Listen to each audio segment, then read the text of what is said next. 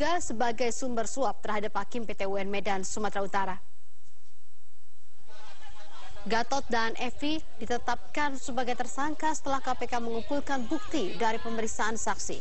Pemeriksaan saksi ini juga dikuatkan berdasarkan rekaman sadapan telepon yang mengarah pada Gatot dan Evi sebagai sumber pendanaan suap. Dalam keterangannya melalui pesan singkat berantai, pimpinan pelaksana tugas KPK yaitu Indrianto Seno Aji menyebutkan bahwa KPK telah menerbitkan surat perintah penyidikan sprindik dengan menetapkan Gatot dan Evi sebagai tersangka. Gatot dan Evi diduga berperan memberikan suap kepada pengacara senior OC Kaligis yang kemudian diteruskan kepada Hakim PT UN Medan. Sebelumnya KPK juga sudah menetapkan OC Kaligis bersama dengan bawahannya Gary, Hakim PT UN dan juga seorang panitera dalam kasus yang sama.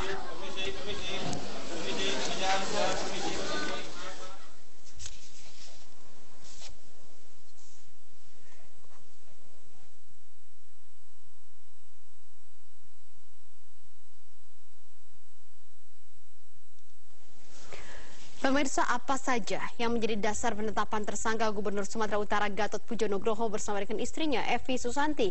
Dan saat ini sudah bergabung dengan Yanka Katria yang berada di gedung KPK Jakarta. Ya, Yanka, selain melalui pesan berantai yang beredar, apakah memang sudah ada pernyataan resmi dari KPK atas penetapan tersangka dari Gatot Pujo Nugroho dan juga istrinya Evi Susanti? Prita, sampai dengan saat ini kami wartawan belum mendapatkan informasi pasti dari para pimpinan KPK terkait dengan penetapan Gatot dan Evi Susanti sebagai tersangka kasus suap PT UN di Medan, Sumatera Utara. Informasi yang kami dapatkan hanya tadi pukul 6.30 sore beredar pesan singkat di kalangan wartawan, dan dalam pesan itu sendiri tertulis dengan menetapkan Gubernur Sumatera Utara Gatot Pujo Nugroho dan Evi Susanti sebagai tersangka. Dan semua ini berdasarkan pengembangan dan pendalaman dari pemeriksaan saksi-saksi yang ada, juga perolehan alat bukti lainnya. Pesan singkat ini dikonfirmasi oleh Indrianto Seno Aji sendiri selaku pelaksana tugas sementara Wakil Ketua KPK. Dan dengan ini Gubernur Sumatera Utara Gatot Pujo Nugroho beserta istri Evi Susanti resmi ditetapkan tersangka oleh KPK terkait kasus dugaan suap 3 hakim pengadilan tata usaha negara di Kota Medan. Dan sampai saat ini pun belum ada tanda-tanda bahwa akan diadakan konferensi pers atau keterangan untuk wartawan sendiri dari pihak KPK. Dan sampai dengan saat ini kami juga masih menunggu konfirmasi dari KPK langsung apakah terkait dengan penetapan Gatot dan Evi sebagai tersangka.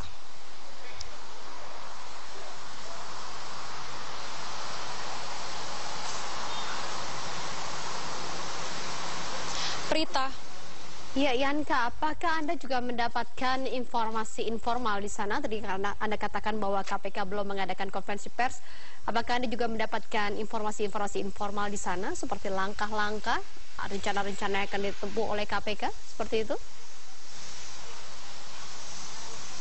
Prita, sampai dengan saat ini pun kami belum mendapatkan informasi terkait dengan apakah nantinya pasangan tersangka Gatot dan Evi Susanti ini akan dijemput paksa oleh KPK ataupun di mana nantinya akan ditahan. Sampai saat ini kami masih menunggu informasi dari KPK terkait dengan langkah apa yang nantinya akan dilakukan oleh pihak KPK terkait dengan dua orang yang sudah ditetapkan tersangka terkait kasus suap Hakim PT UN Kota Medan, yaitu Gatot Pujo Nugroho dan juga istrinya Evi Susanti. Dan jika bisa dijabarkan pasal-pasal yang dilanggar oleh Gatot, saat ini sudah diduga melanggar pasal 6 ayat huruf A dan pasal 5 ayat 1 huruf A atau huruf B. Dan juga pasal 13 Undang-Undang nomor 31 tahun 1999 sebagaimana diubah di Undang-Undang nomor 20 tahun 2010 Jungto, dan juga pasal 64 ayat 1 Jungto dan pasal 55 ayat 1 KUHP. Prita. Yanka, lantas bagaimana dengan hasil pemeriksaan dari Kepala Biro Keuangan Medan? Prita, tadi baru saja keluar sekitar 1 jam yang lalu, yaitu Fuad Lubis yang merupakan Kabiro Keuangan di Provinsi Sumatera Utara tadi baru saja keluar, dan setelah penyelidikan oleh KPK, Fuad Lubis sendiri ditanya 30 pertanyaan, dan 30 pertanyaan ini memakan waktu hingga 9 jam. Namun tadi Fuad Lubis tidak berkenan memberikan keterangan dengan alasan letih, dan hanya pengacaranya yaitu Zulkifli Nasution yang bersedia memberikan keterangan terkait dengan kasus yang saat ini sedang menimpa Fuad Lubis, yaitu terkait dengan bantuan dana sosial. Dan memang kasus yang dialami Fuad Lubis ini sendiri merupakan salah satu pintu terbukanya kasus dari Gatot Pujo Nugroho dan juga Evi Susanti. Dan berikut adalah wawancara kami dengan pengacara dari Fuad Lubis, Zulkifli Nasution. Karena di kantor OJK, Pak Fuad dikenalkan oleh Geri kepada Ibu Evi. Jadi pada dasarnya kedatangan ke kantor OJK, Pak Fuad ini belum mengenal namanya Ibu Evi. Gitu. Berarti yang menyarankan pada saat itu gubernur ya Pak ya? Iya, gubernur. Atas rekomendasi Pak Gatot? Iya, atas rekomendasi Pak Gatot. Inisiatif untuk mempetunkan ini juga? Inisiatifnya, ya. Dari Pak Gatot atau Bu Edi? Dari Pak Gatot. Pak Gatot itu merekomendasikan untuk Sprindidik yang digugat. Sprindidik aja, bukan surat pemanggilan? Atau dua-duanya? Tidak, Sprindidik. Sprindidik aja? Tapi Ya. Sprindidik kan apa itu tidak dimenangkan Pak?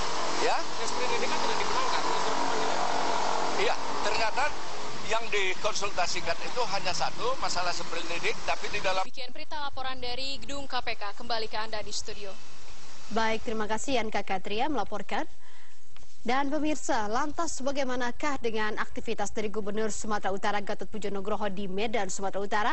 Apakah ada kerabat ataupun juga kader PKS yang memberikan dukungan moral kepada Gatot? Kita bergabung dengan Andika Bakti di Medan, Sumatera Utara. Ya Andika, walaupun KPK belum memberikan pernyataan secara formal penetapan tersangka terhadap Gubernur Sumatera Utara, namun pesan yang beredar di pesan berantai, kemudian juga di media online juga sudah ada. Apakah ini kemudian mempengaruhi aktivitas dari gubernur pada malam hari ini? Berita dari pantauan kami memang belum ada aktivitas apapun yang berlangsung di rumah dinas Gubernur Sumatera Utara Gatot Pujo Nugroho yang terletak di Jalan Sudirman nomor 41 Kota Medan ini. Dan berdasarkan keterangan dari petugas yang berjaga di sekitar rumah ini juga memang belum ada seorang pun yang datang ke rumah dinas Gubernur Gatot sejak tadi pagi. Dan sejak ditetapkan sebagai tersangka pada sore tadi, kami beserta para awak media lainnya juga telah mencoba untuk mengkonfirmasi langsung kepada Gubernur Gatot atas penetapan dirinya sebagai tersangka oleh KPK. Namun hingga kini kami belum berhasil untuk menemui Gubernur Sumatera Utara Gatot Pujo Nugroho secara langsung, Prita. Namun dari informasi yang telah kami himpun di lapangan, Gubernur Gatot telah tiba dari Jakarta ke Bandara Internasional Kuala Namu Deli Serdang pada pukul 16 waktu Indonesia Barat tadi sore. Dan berdasarkan agenda Gubernur Gatot, pada malam ini beliau menghadiri acara pembukaan MTQ di Kabupaten Asahan, Sumatera Utara. Dan setelah tim kami menunggu kedatangan Gubernur Gatot, ia dilaporkan tiba di Kabupaten Asahan pada pukul 21:15 waktu Indonesia Barat tadi. Dan ia dilaporkan datang bersama istri pertamanya, yakni Sutias Handayani. Namun hingga detik ini Prita, tidak seorang pun selain panitia yang diperbolehkan untuk menghampiri Gubernur Gatot Pujo Nugroho. Dan kami mendapat laporan juga bahwa terdapat banyak pihak keamanan yang sedang berjaga-jaga di Kabupaten Asahan tempat berlangsungnya acara MTQ. Dan pasca ditetapkannya Gubernur Gatot sebagai tersangka, saat ini sejumlah petinggi DPW PKS Sumatera Utara juga sedang menggelar rapat di kantornya yang terletak di Jalan Kenanga Raya nomor 41 Medan Sunggal. Dan belum diketahui apakah agenda rapat yang digelar ini berkaitan dengan kasus Gubernur Gatot atau tidak, Prita. Dan hingga kini belum juga dapat dipastikan apakah nantinya ada bantuan hukum dari DPW PKS Sumut atas kasus yang menimpa politikus partai tersebut. Dan seperti yang telah diinformasikan sebelumnya, Gubernur Gatot ditetapkan sebagai tersangka bersama istri Evi Susanti atas kasus suap hakim PT UN Medan. Dengan ditetapkannya Gubernur Gatot dan istrinya Evi Susanti sebagai tersangka, berarti telah menambah daftar panjang tersangka dalam kasus suap kali ini, Prita. Pertama sekali KPK menetapkan 3 hakim dan 1 panitera PT UN serta 1 pengacara sebagai tersangka. Selanjutnya KPK juga menetapkan tersangka pada pengacara senior OC Kaligis yang selanjutnya diikuti oleh Gubernur Gatot dan istrinya Evi Susanti sebagai tersangka. Namun dapat disimpulkan, Prita, ini adalah kali kedua Gubernur Sumatera Utara terjerat kasus korupsi secara berturut-turut. Sebelumnya, Samsul Arifin yang merupakan Gubernur Sumatera Utara periode 2008-2011 juga dicopot dari jabatannya setelah terbukti melakukan korupsi terhadap anggaran pendapatan belanja daerah Kabupaten Langkat yang merugikan negara hingga 99 miliar rupiah. Prita. Baik, terima kasih. Andika Bakti melaporkan dari Medan, Sumatera Utara. Pemirsa, pemeriksaan yang dijalani Gubernur Sumatera Utara Gatot Pujo Nugroho merupakan bagian dari pengusutan kasus suap yang melibatkan Hakim Pengadilan Tata Usaha Negara Medan. Warga Medan pun mengungkapkan pendapatnya tentang dugaan keterlibatan tersebut. Disinilah mulanya Gubernur Sumatera Utara Gatot Pujo Nugroho dilirik oleh Komisi Pemberantasan Korupsi. Awalnya KPK hanya menahan 3 orang hakim, 1 panitera, dan 1 orang pengacara yang saat ini telah ditetapkan sebagai tersangka. Pemeriksaan terhadap Gubernur Gatot bermula dari perkara korupsi terkait dana bantuan sosial yang melibatkan sejumlah pejabat di Pemprov Sumatera Utara. Kasus korupsi yang ditangani oleh Kejaksaan Agung itu kemudian digugat oleh Pemprov Sumut. Pemprov Sumut kemudian menyewa jasa OC Kaligis untuk menggugat surat perintah penyelidikan Kejaksaan Tinggi Sumut ke PT UN Medan.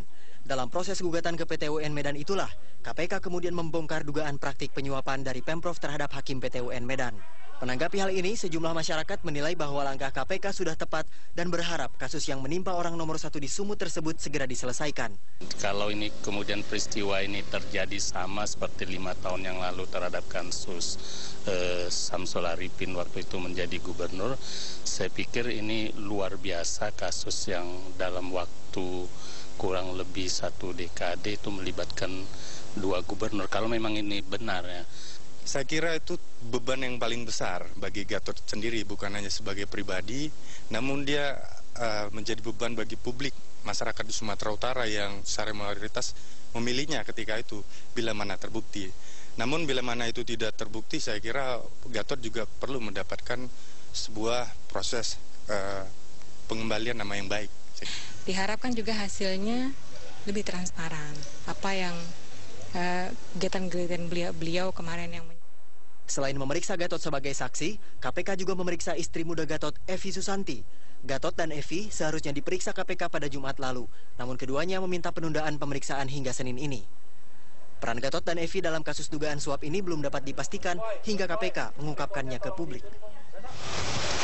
Sejak mendapat surat panggilan dari Komisi Pemberantasan Korupsi, Gubernur Sumatera Utara Gatot Pujo Nugroho memang sulit dijumpai, baik itu di rumah pribadi, di rumah dinas, ataupun di kantornya yang terletak di Jalan Diponegoro, Kota Medan ini.